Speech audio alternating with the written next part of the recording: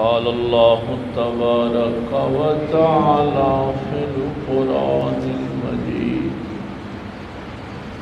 أعوذ بالله من الشيطان الرجيم بسم الله الرحمن الرحيم شهد الله أنه لا إله إلا هو والملائكة وأولو العلم قائما بالقسط لا إله إلا هو العزيز الحكيم آمنت بالله صدق الله العظيم وصدق رسوله النبي الأمي الكريم ونحن على ذلك من الشاهدين والشاكرين والحمد لله رب العالمين قال الله تبارك وتعالى في شان حبيبه مخبرا وآمرا إن الله وملائكته يصلون على النبي يا أيها الذين آمنوا صلوا عليه وسلموا تسليما الصلاة والسلام عليك يا سيدي يا رسول الله وعلى آلك وأصحابك يا سيدي الصلاة والسلام عليك يا سيدي يا وعلى آلك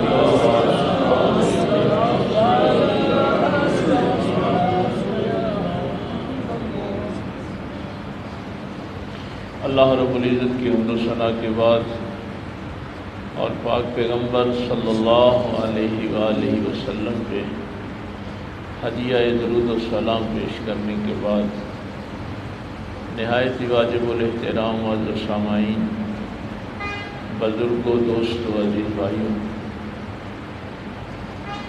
ہماری رمضان المبارک کی گفتگو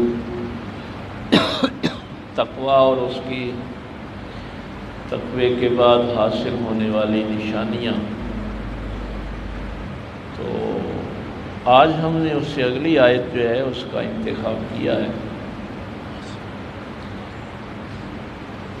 کہ انسان کو تقوی مل گیا اور اس کے بعد صبر کی کیفیت آ گئی، سچائی کی کیفیت آ گئی، نفس جو ہے وہ امارہ سے لوامہ اور مطمئنہ کی طرف، فرما برداری کی طرف آ گیا، جان اور مال سے اللہ کی بارگاہ میں خرچ کرنا بھی آ گیا، اور پھر اس کے بعد استغفار کی توفیق ملی۔ تو یہ بات ذہن میں رکھیں کہ تقوی پہ اتنا زور کیوں ہے کہ نماز پڑھو تاکہ تم متقی بن جاؤ، روزہ رکھو تاکہ تمہیں تقوی مل جائے، حج کرو تاکہ تمہیں تقوی مل جائے، اللہ کی راہ میں خرچ کرو، جہاد کرو۔ یہ سارے کام اس لیے ہیں کہ تقوی مل جائے۔ اس کے لیے ہم نے ایک بات آپ سے عرض کی تھی کہ اگر کسی انسان کو یہ ضرورت ہی محسوس نہیں ہوتی کہ میں تقوی کی راہ پہ چلوں، ایک بندہ ضرورت ہی محسوس نہیں کرتا تو مجھے کیا ضرورت ہے کہ میں اللہ کی بتائی ہوئے راستے پہ چلوں، تو پھر وہ اس دین کو چھوڑ دے، پھر وہ یہ نہ کہے کہ میں کلمہ پڑھتا ہوں۔ کوئی ضرورت نہیں ہے دین کو اس کی کہ وہ انسان جو اللہ کی راہ میں چلنا نہیں چاہتا، اللہ کو پانا نہیں چاہتا، جو اللہ تعالیٰ کی مشیت کے سامنے جھکنا نہیں چاہتا، تو اس کو کوئی ضرورت نہیں ہے کلمہ پڑھنے کی۔ ہاں کہ وہ بندہ کہے کہ جی میں کلمہ پڑھ رہا ہوں، میں نمازیں پڑھ رہا ہوں، میں روزے رکھ رہا ہوں۔ بھئی نماز بھی اسی لیے تھی کہ اللہ مل جائے، روزہ بھی اسی لیے تھا کہ اللہ مل جائے۔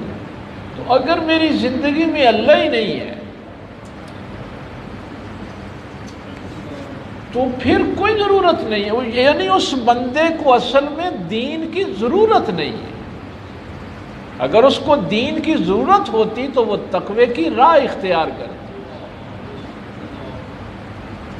تو اگر یہی ہے کہ ٹھیک ہے کاروبار اچھا ہے، بیوی بچے ہیں، کمائی ہے، عزت ہے، اور بس ٹھیک ہے زندگی چل رہی ہے، اور اس پوری زندگی میں اللہ کہیں بھی نظر نہیں آ رہا،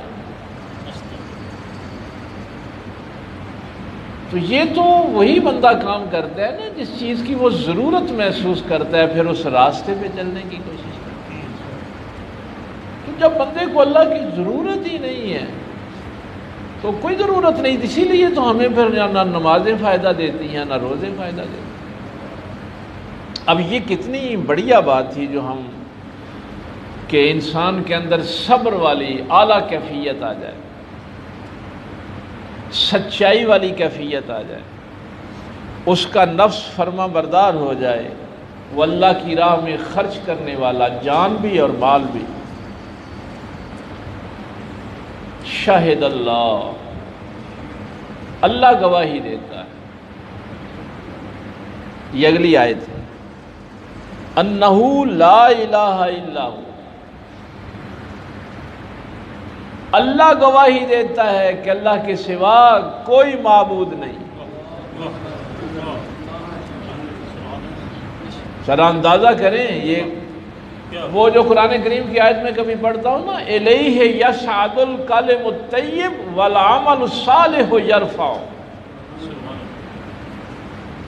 عمل صالح تمہیں بلندی کی طرف لے کے جاتا ہے، عمل الصالح یرفع، نیک عمل جو ہیں یہ تمہیں بلندی کی طرف لے کے جاتے ہیں، لیکن الیہ یصعد الکلم الطیب، وہ عمل صالح اگر اس بنیاد پہ کھڑا ہے لا الہ الا اللہ محمد الرسول اللہ، پھر تمہیں بلندی ملے گی۔ اللہ گواہی دیتا ہے کہ اللہ کے سوا کوئی معبود۔ الہ میں نے آپ سے کہا تھا کہ جس کا حکم آپ کے جسم پہ چلتا ہے وہ آپ کا الہ ہے۔ اس کا معنی صرف معبود کرنا کہ شاید سجدہ کرنا نہیں، اپنا حاکم ماننا کہ میرے جسم پر، میرے خیالات پر، میرے ذہن پر، میری سوچ پر حکم کس کا چلتا ہے۔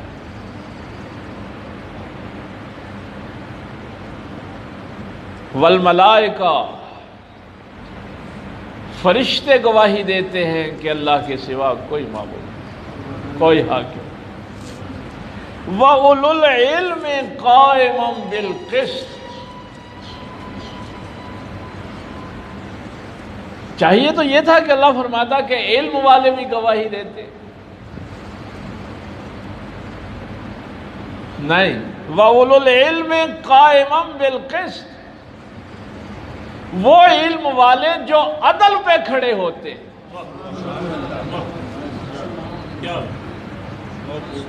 علم والا بھی ہو اور عدل پہ کھڑا۔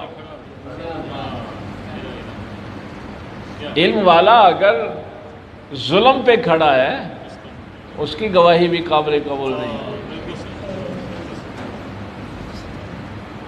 میں اس کا شان نزول دیکھ رہا تھا اس آیت کا کہ شام کے دو اہل کتاب کے بہت بڑے عالم مدینہ شریف آئے، تو وہاں ماحول دیکھ کے ایک عالم کہنے لگا کہ یہ شہر ایسے محسوس ہوتا ہے جیسے نبی آخر الزمان صلی اللہ علیہ وسلم کا شہر۔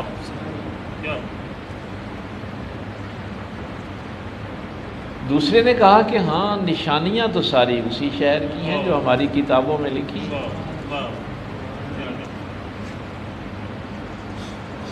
تو انہوں نے جب لوگوں سے پوچھا تو پتہ چلا کہ سرکار اس وقت مدینہ پاک تشریف لے آئے تھے۔ یہ سن کے مدنی سورہ ہے یہ جس کی ہم تلاوت کرتے ہیں۔ تو انہوں نے پاک پیغمبر صلی اللہ علیہ وسلم سے پوچھا، پہلا سوال یہ کیا، کیا آپ محمد ہیں صلی اللہ علیہ؟ آپ نے فرمایا ہاں۔ تو چونکہ عیسیٰ علیہ السلام نے تعارف احمد کا کروایا نا، وہ سورہ صف، ہاں، مبشرم برسول یاتی من بعد اسمہ احمد، تو اہل کتاب کے ہاں وہ نام تھا۔ پھر دوسرے نے پوچھا کیا آپ احمد ہیں؟ تو سرکار نے فرمایا کہ ہاں میں احمد ہوں۔ پھر انہوں نے بڑا عجیب سوال کیا، انہوں نے کہا ہم آپ پر ایمان لائیں گے لیکن شرط یہ ہے کہ آپ ہمیں ایک سوال کا جواب دیں۔ سرکار نے فرمایا کہ پوچھو، کون سا سوال پوچھو؟ انہوں نے کہا اس کائنات کی سب سے بڑی گواہی کون سی؟ اس کائنات کی سب سے بڑی گواہی کون سی؟ تو میرے پاک پیغمبر صلی اللہ علیہ وسلم نے سایہ مبارکہ کو تلاوت فرمایا، شاہد اللہ انہ لا الہ الا اللہ۔ اس کائنات کی سب سے بڑی گواہی یہ ہے کہ اللہ کے سوا کوئی معبود نہیں۔ اب دیکھیے، اب دونوں سجدے میں گر پڑے، ایمان لے آئے۔ اب جب اللہ مخاطب کرتا ہے نا کہ روزے، اے ایمان والو روزے رکھو، ایمان والو نماز پڑھو، ایمان والو صدقہ خیرات کرو، ایمان والے ہو تو حیا پہ چلو، سچائی کے راستے، آمنوا اتقوا اللہ وکونوا مع الصادقین، ایمان والو سچوں کے ساتھ ہو جاؤ۔ کیوں؟ تمہیں پتہ ہی نہیں کہ تم نے اس کائنات کی سب سے بڑی گواہی دی ہے، لا الہ الا اللہ۔ رب پہچانو تو صحیح اپنے آپ کو کہ تم اس کائنات کے وہ عظیم لوگ ہو جن کو، دیکھیے گواہی اللہ نے دی، اس کے نبیوں نے دی۔ یہاں ایک بڑی مزے کی بات یہ ہے، اللہ نے اپنی گواہی کے ساتھ ملائکہ کا ذکر کیا، اور پھر اولو العلم قائما بالقسط، وہ علم والے جو عدل پہ کھڑے ہوتے۔ یہاں نبی اور رسول نہیں کہا کہ نبی بھی گواہی دیتے، رسول بھی گواہی دیتے۔ یہاں دو چیزیں ہیں، ایک تو یہ ہے کہ اللہ کی اور نبی کی گواہی ایک ہی ہوتی ہے۔ جب اللہ نے گواہی دے دی تو وہی گواہی تو نبی نے دے دی۔ سورہ بقرہ میں ہم نے سیکھا تھا نا، جب اللہ نے یہودیوں سے خطاب کیا، فرمایا کیف تکفرون باللہ وکنتم امواتا فاحیاکم ثم یمیتکم ثم یحییکم ثم الیہ ترجعون۔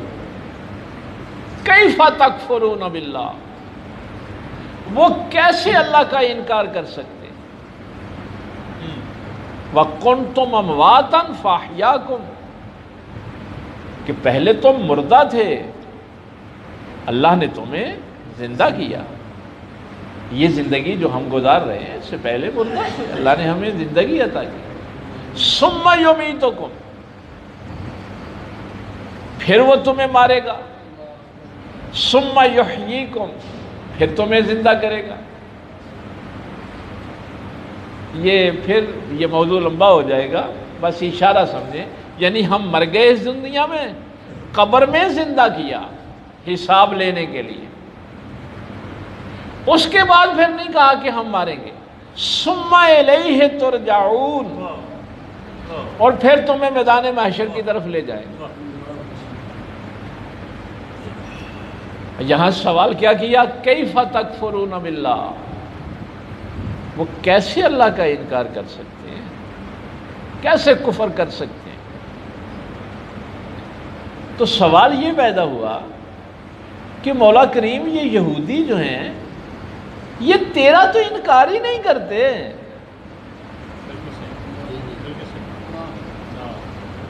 حکم یہ ہے نا کیفا تکفرون باللہ، وہ کیسے اللہ کا انکار کرے؟ مولا تیرا تو وہ انکار ہی نہیں کرتے، تجھے تو مانتے ہیں، اور تو کہہ رہا ہے کہ یہ کیسے انکار کریں گے؟ تو فرمایا یہ انکار میرا تو نہیں کرتے، میرے محمد کا تو کرتے ہیں نا۔ تو جس نے میرے محمد کا انکار کیا اس نے اصل میں میرا ہی انکار کیا۔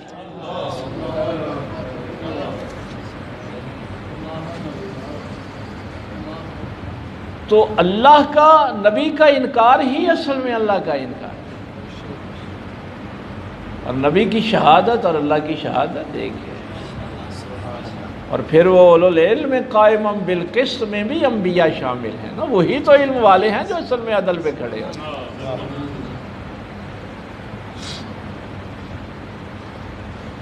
تو یہ اللہ تعالیٰ نے آپ کو اور مجھے منصب عطا کیا کہ اللہ نے یہ گواہی دی، نبیوں نے اس گواہی کو، فرشتوں نے اور اہل علم نے پھر ہم تک پہنچایا۔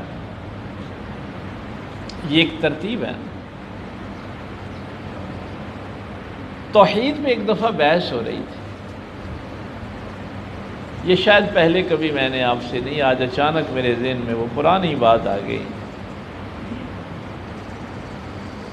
تو جو توحید کا انکار کرنے والے تھے، ایک سے زیادہ خداؤں کو ماننے والے تھے، وہ بڑے دلائل دے رہے تھے۔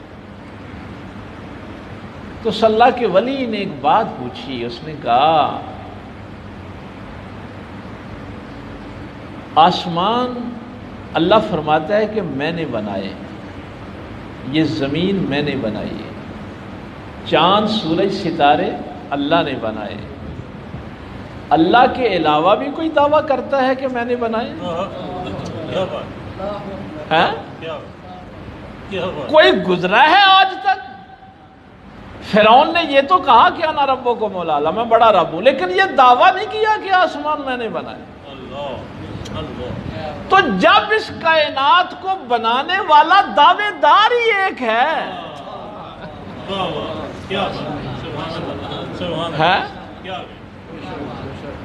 اور بھائی کسی اور کی جرت ہی نہیں کہ دعویٰ کرے کہ یہ کائنات میں نے بنائی۔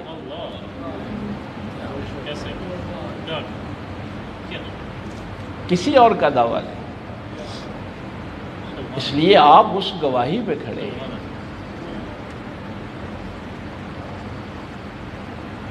تو اگر انسان نے اخلاق رذیلہ پر ہی زندگی گزارنی ہے، حسد پہ زندگی گزارنی ہے، کینے پہ زندگی گزارنی ہے، رزق حرام پہ گزارنی ہے، کبھی شوق پیدا ہی نہیں ہوا کہ میں اللہ کے راستے، صراط الذین کیا ہے؟ او بھائی وہ راستہ جو اللہ تک جاتا ہے۔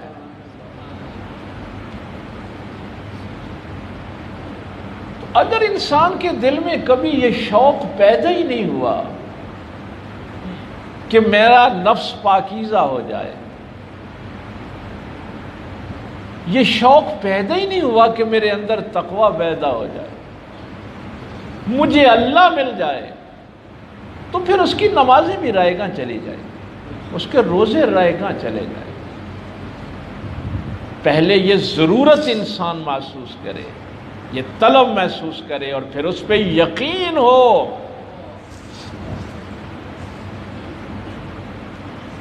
تو اس لیے یہ ساری جتنی بھی صفات آپ نے دیکھی، الصابرین والصادقین والقانتین والمنفقین والمستغفرین بالاسحار، اب جب انسان اللہ کی گواہی دیتا ہے، کیا اس کا مرتبہ ہوتا ہے، کیا مقام ہوتا ہے۔ اس گواہی پہ جب انسان کھڑا ہو جاتا ہے کہ اللہ ہی معبود ہے، اسی کا حکم میرے جسم پہ چلے گا، اسی کے حکم کے مطابق میں سوچوں گا، اسی کے حکم پہ عمل کروں گا، اسی کے حکم پہ برے اعمال چھوڑ دوں گا۔ یہ ہے شہادت، یہ ہے گواہی اللہ کے معبود ہونے۔ پھر انسان کی پریشانیاں ختم ہو جاتی ہیں۔ ہاں، یہ بنیادی چیز۔ اگر آپ کی پریشانیاں ختم نہیں نہ ہو رہی تو اس کا مطلب ہے کہ ابھی وہ گواہی پوری نہیں ہوئی۔ پریشانیاں اس لیے ہوتی ہیں کہ ابھی میری ذاتی انا موجود ہے، ابھی تکبر موجود ہے، ابھی لالچ، ہرس، حسد موجود ہے۔ میرے پیغمبر سے کیا اختلاف تھا؟ دیکھیے، شاید یہ جملہ میں نے پہلے کبھی آپ سے کہا ہو، جب اللہ تعالیٰ فرماتا ہے نا لم یلد ولم یولد، اس کا مطلب پتہ ہے کیا ہے؟ کہ اللہ تعالیٰ کی کسی سے کوئی رشتہ داری نہیں،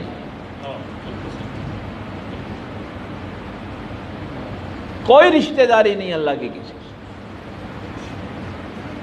اس کے ساتھ اگر کسی کا تعلق ہے تو وہ اس گواہی پہ ہے اور اعمال صالحہ پہ ہے۔ کوئی یہ نہیں کہہ سکتا کہ میں رشتہ داری کے بنیاد پہ اللہ کے قریب۔ اور میرے پاک پیغمبر صلی اللہ علیہ وسلم کا وہ جملہ جو اصل اختلاف ہوا مشرکین مکہ کے ساتھ، یہ گواہی اتنی بڑی گواہی تھی۔ سرکار نے فرمایا، یہ جو آیت پہلے آپ نے سنی ہے، الیہ یصعد الکلم الطیب والعمل الصالح یرفعہ،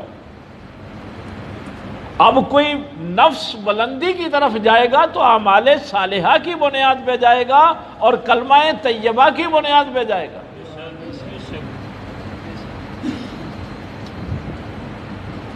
سرکار نے ایک عظیم جملہ ارشاد فرمایا۔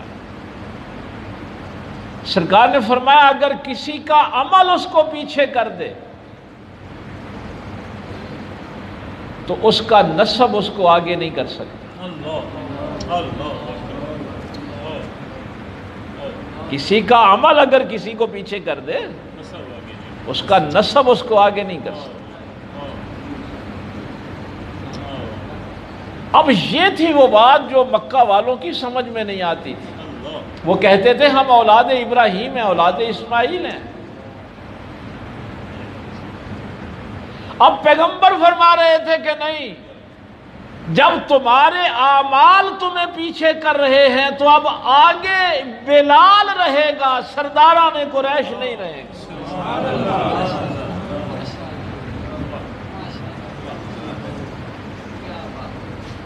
اور یہ عملی مظاہرہ جب ہوا، عملی مظاہرہ جب ہوا نا، جس دن مکہ فتح ہوا، کیا شان تھی اس دن۔ اب یہ مکے والے وہ سائیڈ کی پہاڑیاں اس وقت تو موجود تھی، اب بھی ہیں تھوڑی تھوڑی، ان پہ چڑھے ہوئے ہیں 10,000 کا میرے پاک پیغمبر صلی اللہ علیہ وسلم کا لشکر۔ ہمت نہیں، جرت نہیں کسی کی سامنے ہونے کی، مقابلہ کرنے کی۔ اور میرے پاک پیغمبر صلی اللہ علیہ وسلم نے فرمایا کہ بلال کعبے کی چھت پہ چڑھ جاؤ۔ اب یہ مکے والے کہتے تھے کہ ہم کعبے کے متولی ہیں، یہ گھر ابراہیم نے بنایا، اسماعیل نے بنایا، ہمارا نسب حضرت اسماعیل علیہ السلام سے ملتا ہے۔ یہ اس دور میں جب حج ہوتا تھا تو عام لوگ عرفات سے مینا کی طرف واپس آتے تھے تو یہ ادھر نہیں جاتے تھے، اپنے نسب پہ فخر کرتے تھے کہ ہم بڑے ہیں۔ مکہ سے باہر سے اگر لوگ جاتے حج کے لیے تو ان سے کہتے کہ تمہارا لباس اس قابل نہیں ہے کہ تم کعبے کا طواف کر سکو، ہمارا لباس پہن کے پھر اس کے پیسے لیتے، کاروبار بنایا ہوا تھا۔ اور اگر کسی کے پاس پیسے نہ ہوتے تو اسے کہتے کہ تو ننگا طواف کر۔ خانہ کعبے کا طواف ننگے ہو کے بھی کیا جاتا ہے۔ یہ حالت تھی کہ وہ اپنے نسب پر اتنا فخر کرتے تھے کہ ہم آل اسماعیل ہیں، آل ابراہیم ہیں، ہم کعبے کے متولی ہیں۔ اور کیا شان ہوگی کہ جب وہ کعبہ بلال کے قدموں کے نیچے ہو، کیا شان ہو، کسی اور جگہ بھی کھڑے ہوگی۔ ہاں اب اس کا ریئیکشن آیا۔ تین چیزیں تفاسیر میں نے پڑھی ہیں۔ ایک، سردار نے کہا کیا محمد صلی اللہ علیہ وسلم کے پاس اس کالے کوے کے سوا کوئی نہیں بچا تھا کہ جو اذان کہتا؟ یہ ریئیکشن آیا۔ دوسرے نے کہا اللہ کا شکر ہے میرا باپ یہ دن دیکھنے کے پہلے ہی مر گیا، ورنہ ایک غلام ہم سرداروں کے سامنے کعبے کی چھت پہ چڑھ جائے۔ اچھا بڑے عجیب لوگ تھے۔ وہ سردار کا میں نام نہیں لینا چاہتا، بعد میں اس نے کلمہ پڑھ لیا۔ اس نے کہا میں تو اس لیے کوئی بات نہیں کر رہا کہ میں یہ دور کھڑے ہو کے بھی بات کروں گا تو محمد کا خدا اس کو بتا دے گا یہ کیا باتیں کر رہے ہیں۔ یعنی بغض میرے دل میں بھی ہے، لیکن میں اس لیے بات نہیں کر رہا کہ محمد کا خدا اس کو بتا دے۔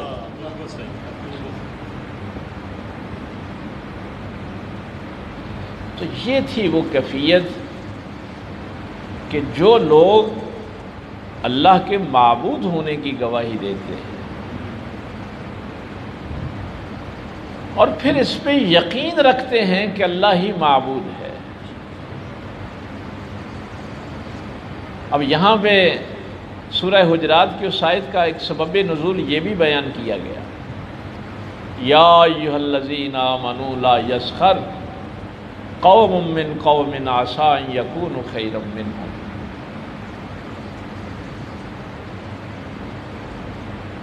کوئی ایک قوم دوسری قوم کا مذاق نہ اڑائے، ہو سکتا ہے جس قوم کا تم مذاق اڑا رہے ہو وہ تم سے بہتر ہو۔ کہہ دیں ہو نا اے تے چوری صاحب نے تے کمی ہے، موچی ہے، جلایا ہے، فلانا ہے۔ کوئی قوم دوسری قوم کا مذاق نہ اڑائے۔ کیوں؟ لم یلد ولم یولد، اللہ سے تو کسی کی رشتہ داری۔ اگر کوئی موچی تقوی پہ چل گیا ہے تو وہ سرداروں سے کہیں بہتر ہے۔ رہ گئے سرداران قریش وہیں پہ، اور بلال اعلیٰ رتبے اور منزل پہ چلے۔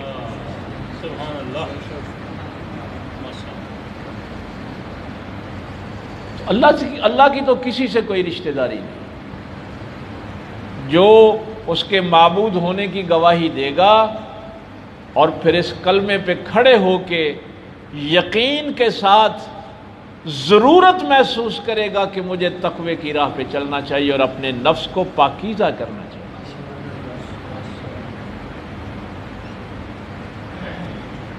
اسی کے لیے اللہ تعالیٰ راہیں کھولتا ہے، اس کے نفس کو پاکیزہ کرتا ہے۔ سبحان اللہ۔ اتنا یاد رکھنا، قد افلح من زکاها وقد خاب من دساها۔ جس نے اپنے نفس کو پاک کر لیا وہ کامیاب ہو گیا، سبحان اللہ۔ اور جس نے اپنے نفس کو چھوڑ دیا کہ ٹھیک ہے کاروبار بھی چل رہا ہے، بیوی بچے بھی ہیں، دنیا کا نظام چل رہا ہے، کبھی نگاہ، وہ جو میں نے اس دن جملہ کہا تھا کہ اس پردے کے اس طرف کبھی اس نے دیکھا ہی نہیں کہ زندگی کے بعد کیا ہے۔ میں نے آخرت میں جا کے اپنے اللہ سے ملاقات کرنی ہے، کبھی ضرورت ہی محسوس نہیں کی کہ میں اس راستے پہ چلوں۔ تو عدل کا تقاضا تو یہی ہے ویسے تو یہ جملہ اہل معرفت کے ہاں جب کہا گیا تھا تو لوگ وجد میں آ گئے تھے کہ اس کائنات کو بنانے کا دعوے دار یہ، کسی اور کی جرات ہی نہیں کہ دعویٰ کرے کہ میں نے یہ کائنات بنائی۔ اس اللہ کی گواہی اور اس گواہی کے بعد پھر تقوی کے راستے پہ چل، اور جس نے اپنے نفس کو چھوڑ دیا کہ ٹھیک ہے جو جی جائے کرتا ہے، وہ برباد ہو گیا۔ مت خیال کریں کہ وہ بچ گیا، وہ برباد ہو گیا جس نے اپنے نفس کو پاک نہیں کیا، جس نے اپنے حسد کو دور کرنے کی کوشش نہیں کی، جھوٹ کو چھوڑنے کی کوشش نہیں کی، جس نے کینہ، بغض، رزق حرام، بے حیائی، یہ جتنے بھی اخلاق رذیلہ ہیں ان کو چھوڑنے کی کبھی کوشش نہیں کی، کبھی ارادہ نہیں کیا، میرا اللہ فرماتا ہے وہ برباد ہو۔ اس لیے پہلے اللہ کی گواہی جو ہے اس پہ قائم رہیں، اور پھر ضرورت محسوس کریں کہ میں نے اللہ کو پانا ہے، مرنے کے بعد میں نے اپنے اللہ سے ملاقات کرنی ہے۔ تو یہ جو یقین ہے یہ پھر آپ کی اس دنیا کو بھی بہتر کرے گا اور آپ کی آخرت کو بھی بہتر کرے گا۔ لیکن اگر کسی بندے کے دل میں یہ شوق کبھی پیدا نہیں نہ ہوا کہ میں اس تقوی کے راستے پہ چلوں، تو اس کو اصل میں اس دین کی ضرورت نہیں ہے۔ وہ بکواس کرتا ہے کہ میں کلمہ اونچی واجنا لا الہ الا اللہ پہ پڑھتا ہوں۔ کلمے کے بعد یہ ضروری ہے کہ اس میں یہ شوق پیدا ہو کہ میں تقوی کے راستے پہ چلوں۔ جب یہ شوق پیدا ہوگا پھر وہ کیا کرے گا؟ اولو العلم قائم بالقسط، پھر وہ کسی رہنما کو تلاش کرے گا، پھر وہ کسی راہبر کو تلاش کرے کہ جس کے زیر سایہ رہ کر وہ اپنے نفس کو اخلاقی رذیلہ سے پاک کرے۔ یہ طلب اس کے اندر پیدا ہوگی۔ وقت ہو گیا ہے، شاید اس دن بھی میں نے کہا تھا کہ اللہ تعالیٰ نے کوئی کتاب ایسی نازل نہیں کی جس کے ساتھ رہنما نہ بھیجا ہو۔ صرف کتاب آپ کی اصلاح نہیں کر سکتی، تورات بھیجی ہے تو ساتھ رہنما موسیٰ علیہ السلام کو بھیجا، زبور بھیجی ہے تو داؤد علیہ السلام کو ساتھ بھیجا، انجیل بھیجی ہے تو عیسیٰ علیہ السلام کو بھیجا، صحائف دیے ہیں تو آدم علیہ السلام۔ اور اچھا ایک بڑی اور کمال کی بات جو سیرت کی کتابوں میں لکھی ہوئی ہے کہ اللہ تعالیٰ نے انسان بھی زمین پہ بعد میں بھیجے، پہلے رہنما بھیجا۔ پہلا انسان جو بنایا وہ رہنما بنایا، نبی بنایا۔ اب یاد نہیں کرواتے، کسی دن یاد کروانا کہ اگر پانی کے ساتھ میں نے اپنے جسم کو، کپڑوں کو صاف کرنا ہے تو غلاظت بعد میں پیدا کی، پانی پہلے پیدا کی۔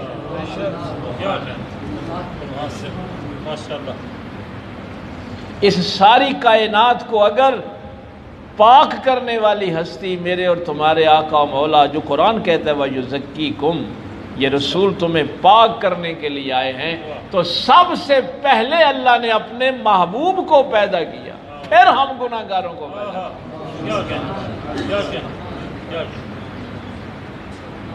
اللہ تعالیٰ کا تو نظام ہی بڑا کمال ہے، بس صرف آپ نے اس رہنما کی طرف تگ و دو کرنی ہوتی ہے، کوشش کرنی ہوتی ہے۔